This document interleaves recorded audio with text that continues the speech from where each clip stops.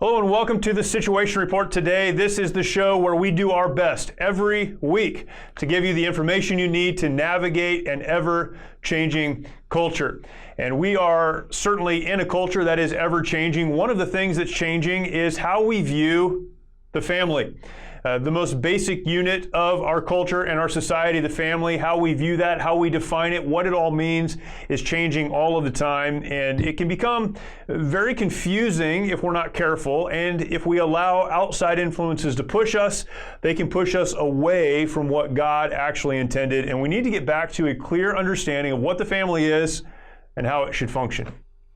What most of us would think is family is important is actually something that can be contested or many would say is contested these days. And, to me, there's nothing more important in my life than my family.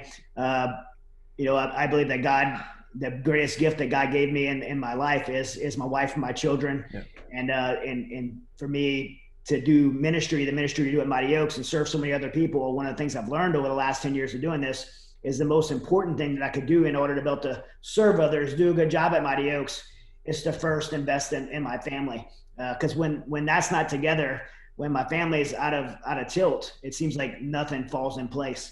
And so I've just learned over the years that that's the first ministry I have. That's the first place I need to put my energy and my time into. And if I could keep my family and together and where it's supposed to be, then everything else seems to fall in place. And I think the world has that backwards right now. Yeah. I think it's not by accident. I think it's done by intention, by people who want to destroy our culture. And I also believe there's a spiritual aspect of it, a spiritual warfare, where we have a very real enemy who wants to destroy the family unit and as an attack on the family because he understands the importance of a family. Yeah, and there is absolutely an attack, and it's, again, some of these things we've talked about in the past, they were things that we believed were happening. And now it seems like so many of these things are just front and center and no one cares. The attacks are there, they're real, and no one's trying to hide it. This is always an important conversation, but as we are right in the middle of the Christmas season, family, what it means, the traditions around family, all those things are perhaps more important now than at any other time of the year. So we thought we'd spend some time talking about that today. And we've got a great guest on, a good friend of ours, Gabe Rench from Crosspolitic is with us, and looking forward to this conversation.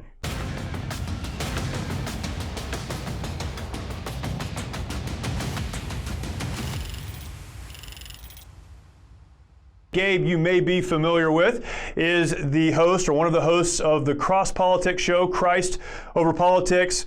And really, and I'll have him talk more about what Crosspolitics does and what they're about, but they engage culture from a biblical perspective and help us to see things the way that God would desire for us to see things. They write books, they encourage others, and help us think biblically in culture. Gabe, thank you for being with us. And as we jump into this, we'll jump into the conversation in a second, but would you talk about Crosspolitic, talk about what you guys are doing, what you have done, and as difficult as this year has been, it's really helped to elevate, I think, Crosspolitic and other voices like yours for many people who are looking for truth. Yeah, thank you for having me on. Always good to be with you, Jeremy and Chad, on the Situation Report. Crosspolitic is a TV show and podcast that I started along with a pastor and my friend who's a filmmaker about 4 years ago, because I think I've never really had anybody disagree with me on this, but I think we can all agree that the church has largely left the political realm. The church largely does not speak into politics or into culture. And so we saw that as being kind of a black hole for the church.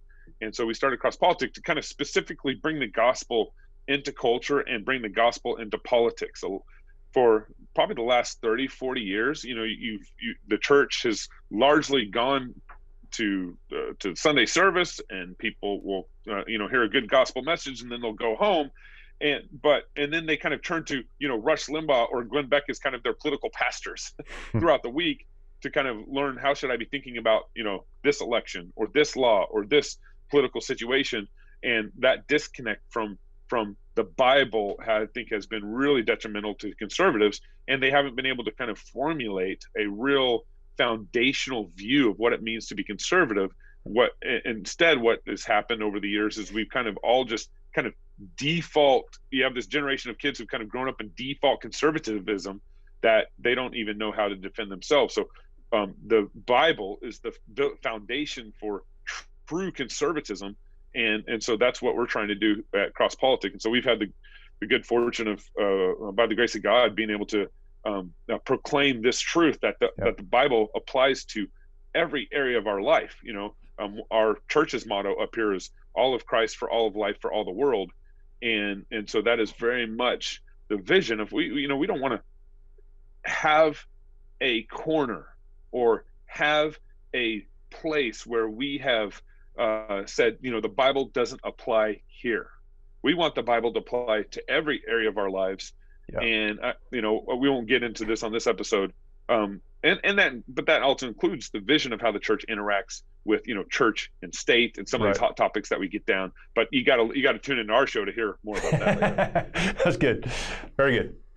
Gabe, in so many ways, the family, at least the historical definition of the nuclear family, it's under attack. And some of this comes from not understanding why the family, I think, in culture is so important. So why is family, mom, dad, kids, so important for those of us who want to engage culture, and also such a target for those who want to destroy culture? Yeah, family is the first government that God ever created. So, God created the family on the sixth day, and he gave Eve to Adam on the sixth day of creation. And so it is the most foundational, fundamental unit to our society is the family. In fact, if you don't have family, you don't have culture. If you don't have family, you don't have voters. If you don't have family, you don't have an economy. So the family is the most fundamental unit in our society, and that's why it should be the most sacred unit and this is a set apart unit in a sense, and our political leaders are doing everything they can to destroy the family along with our society. And so it being one of the most God-given fundamental units in our society is important. And if you guys, we've talked about this before, I've talked about this with you before, Jeremy, but if you look at the Bible, God has given us three governments. He's given us the family government, he's given us the church government, he's given us the civil government. Right. But the most foundational government that he's given us is the family government. You don't have church government, you don't have civil government without the family government. And so I think that part of what has happened over the number of years, I believe the church has also not preached what a biblical vision looks like for the family. And so moms and dads don't even kind of know what our family's for. And so that's something that we need to recover, because that's the bedrock of our society, and that's what creates everything moving forward from that moment. When we talk about things like marriage and raising kids, those elements of being a part of a family unit, I like to think often in terms of principle, because when things get murky or unclear, the principles guide us forward.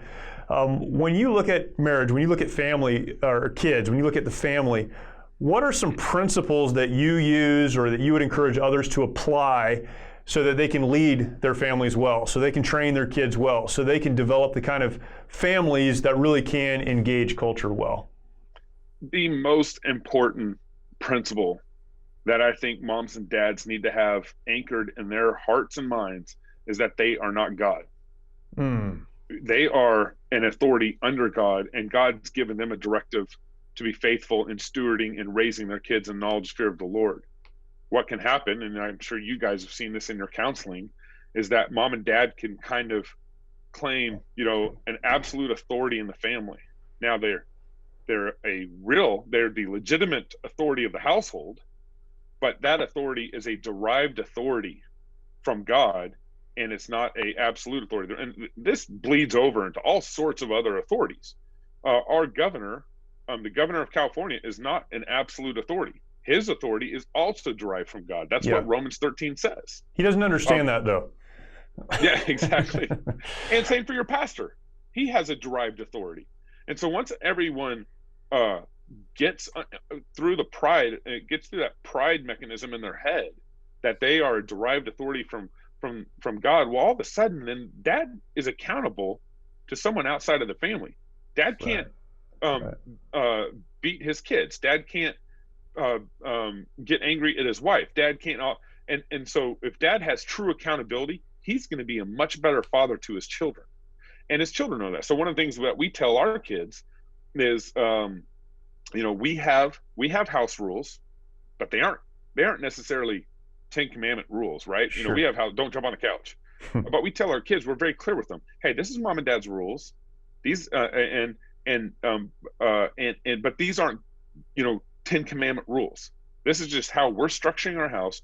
And so that we report to God, and that we have God's rules and we have mom and dad's rules, and there's a distinction there. And of course, our kids should honor mom and dad and obey our house rules, but the kids need to know that mom and dad have a higher authority that they have to report to. Right. And so and how that practically shakes out is, if, let's say, I tell my kids to go steal a pack of gum from the local, market, well, my kids immediately know, hey, that's God's rule. That's a God's rule, and I can't disobey God's rules. Right. And we tell our kids, if mom and dad ever tell you to disobey a 10 commandment, you tell us and you honor us by saying, no, mom, we are not going to disobey God. Yeah. And so being able to teach your kids what the practical reality of what your authority looks like with them, that creates, I think, all sorts of comfort and understanding with each other. And we know and the kids know how to better to respond to mom and dad as we're trying to live out what we believe the Bible's teaching us in our families. I wanted to take a minute to let our audience know about the work that we do through an incredible veterans nonprofit called the Mighty Oaks Foundation. Many of our nation's warriors struggle with the hardships of military service and reintegration back into civilian life. Often they leave broken homes in their aftermath and comprise one of the most at-risk groups for suicide, with over 20 veterans who take their lives every single day. Mighty Oaks tackles this critical issue with our faith-based, peer-to-peer resiliency and recovery programs offered at no cost to our honored servicemen and women at beautiful ranches across the United States.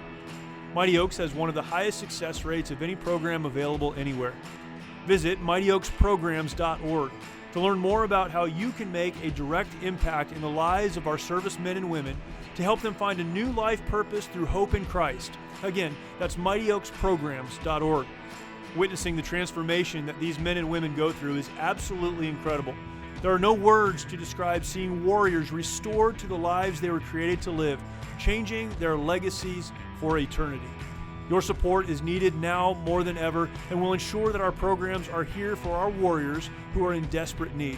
Again, the website is mightyoaksprograms.org. Yeah, it's good. It's good. Well, yeah, Gabe, Christmas season is here. It's my favorite time of the year, my family's favorite time of the year, probably the same around your house. But it's also, it's a big deal around in our country for even the secular people who participate in the Christmas holiday with Christmas traditions. When this time of year comes around for you and your family, what are some traditions that you and your family celebrate? And why are those traditions important to even those that aren't Christians?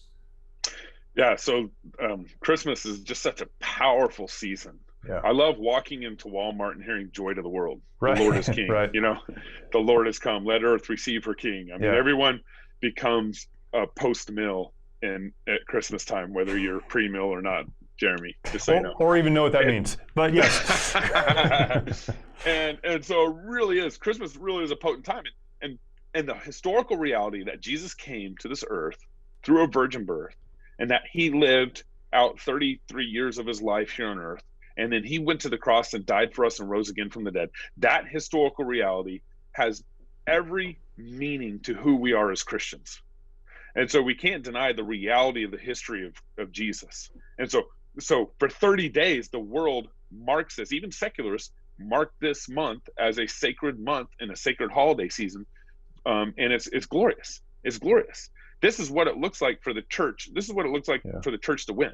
The church is winning at Christmas time.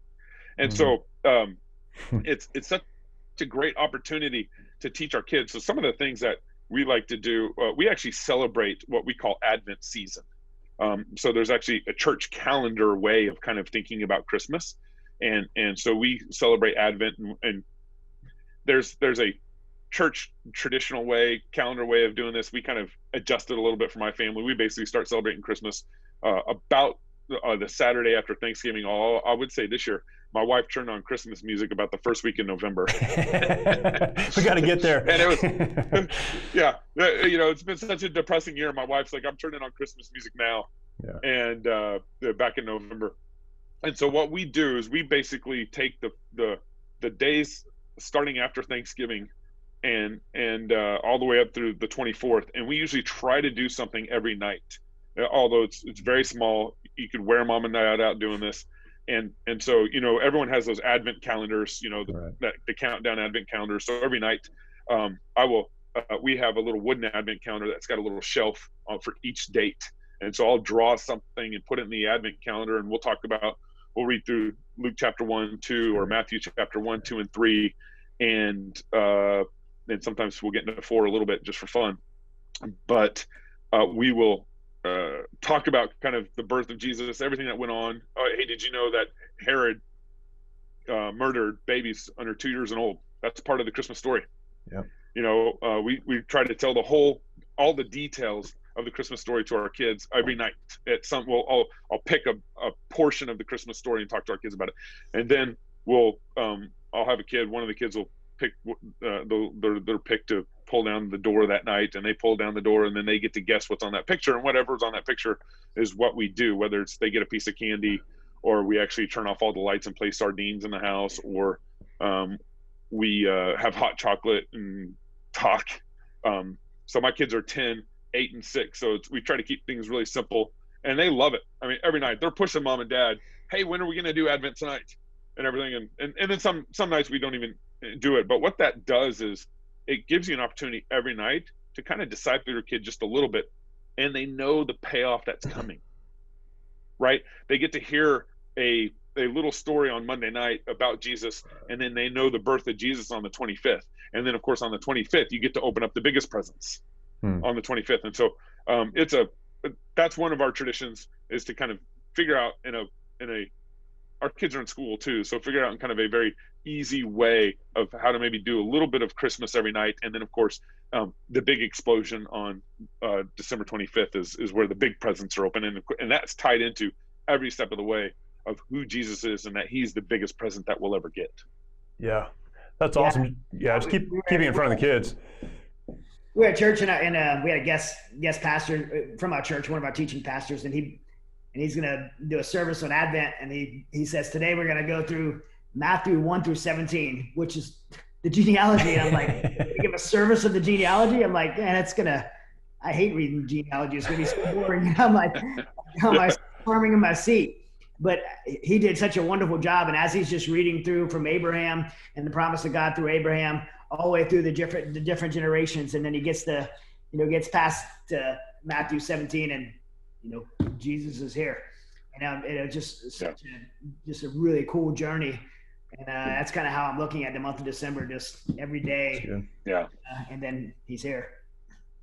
Well, and you can't stress enough the reason why one of the other reasons why that genealogy is so important is you kind of hinted at it, is because it's a historical fact. Right. Look, if the history of Jesus is not true, then me and you are fools. Right. But if Jesus had a father, if Jesus had a grandfather, if Jesus had, by father I mean like Abraham, not like Joseph. Joseph was not his father, just to be clear. But if Jesus had a line of descendants, then the historical fact that Jesus was born of the Virgin Mary, suffered under Pontius Pilate, was crucified, died, and buried, that historical fact means everything, not just for my own faith in my heart and in my mind and in my soul, but that means everything to the world. And this is why the gospel message is so powerful, is because I'm proclaiming something that is real to the world and not just to me. Jesus died for all those out there who are listening to the show right now. And it wasn't a private death. It's not a private faith. It's a public faith. It's a public death, and it's a public resurrection. And I want everyone to believe in that, because it's not just fairies. We aren't talking about fairies. We're talking about a real death and resurrection, and an Abraham who believed God's promises, as it says in Galatians chapter 3, believed God's promises, over 2,000 years ago. Yeah. Man, there's so much there, but coming back to our kids, because these are the things we teach our children, and it's important for them to learn and understand those. I had the privilege, really, of spending some time with your family earlier this year and meeting your kids. You got such wonderful children, and I say often that you can tell about parents by their kids, and sometimes that's really scary as someone who has kids. But your kids are so well behaved and super active, and they seem to like each other most of the time. And it was awesome to see that, because I can tell how you and your wife invest in them. And as you just outlined, that's probably a daily thing, I would imagine, and it should be. Apart from having a relationship with Jesus Christ and entering into that relationship and understanding that, what are you trying to instill in your kids that they'll carry with them into adulthood and really begin teaching their own children someday? Oh, man, there's a lot there, but I would actually take this and kind of turn it around to the parents. In other words, the joy that mom and dad have in the house is the joy that your kids are going to have in the house. Right, sure. The desire to forgive one another between mom and dad is the same desire that your kids are going to have when they grow up. The apple doesn't fall far from the tree. So, mom and dad's relationship, not just with each other, obviously, but also with the Lord, is largely what influences your kids and how they grow up to be godly children. Yeah. So I would first want to start there, is make sure the parents are modeling what it looks like to be a Christ follower with each other and their own family. And then, the biggest thing, I'll come at it this way. All parents kind of have different standards, and one of my standards is for my kids is don't bring muddy shoes in the house, right? We all have right. kind of different rules that we might have. Some parents have no problem with their kids jumping on the couch and so forth. But I think that the point of when you're raising your kids as a family unit, you want them to love your standard. Whatever standard if you have a strict standard or a looser standard, you want them to love what you're doing in your house.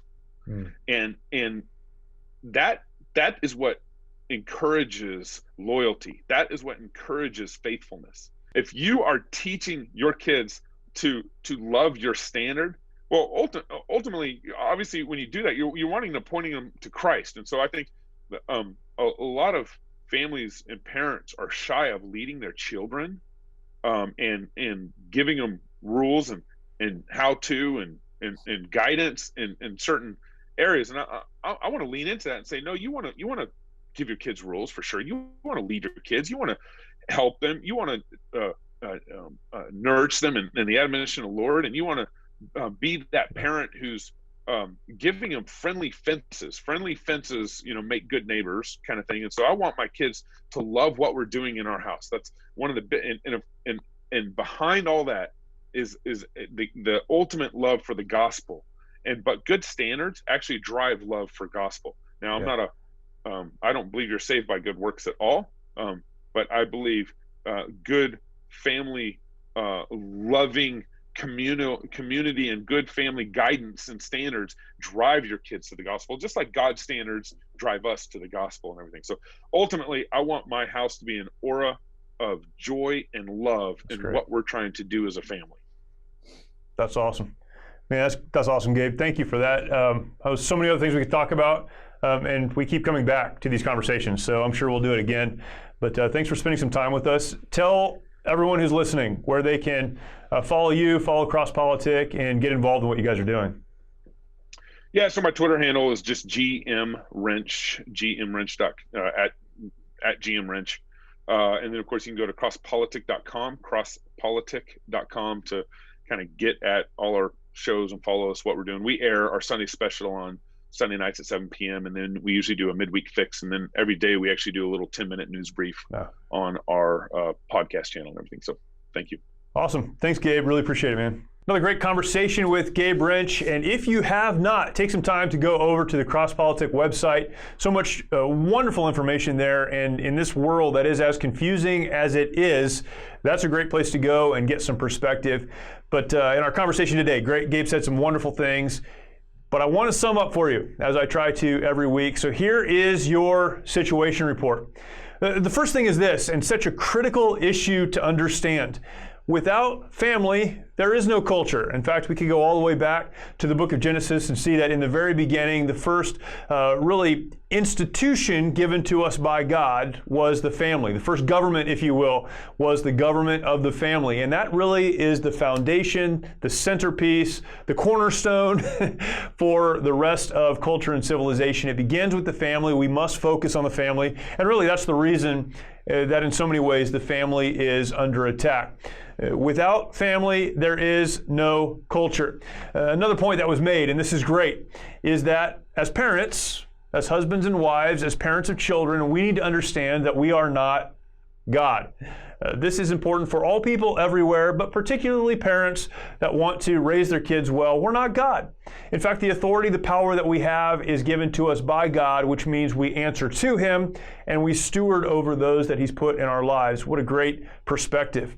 Connected to that is the last part of this situation report today. We must do what we do within the context of our family to point our children to God. Not to us, because we're not God, but to God. And if we'll do that well, they'll understand who He is in their lives, and they'll continue to move forward in that for the rest of their lives. What a great conversation. I hope that was an encouragement to you. Have a good time with your family. Teach them the important truths about God and having a relationship with Him.